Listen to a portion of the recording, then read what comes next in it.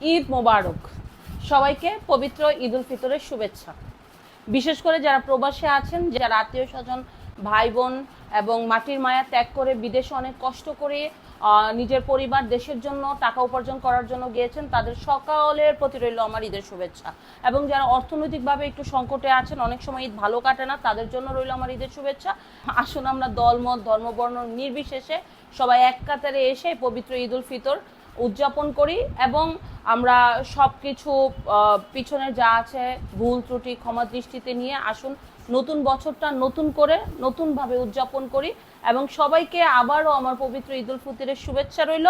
সবাই আমাদের জন্য দোয়া করবেন, আল্লাহ রহমতে আমরা যাতে ভালোভাবে ঈদ উদযাপন করে আমরা ভালোভাবে থাকতে পারি। সবার কাছে আমাদের প্রতি রইল দোয়া এবং আপনাদের প্রতি রইল আমার দোয়া এবং শুভেচ্ছা। আবারও নতুন করে বলছি ঈদ মোবারক। সবাই ভালো থাকবেন, সবাইকে পবিত্র ঈদ উল ফিতরের শুভেচ্ছা রইল। খোদা হাফেজ।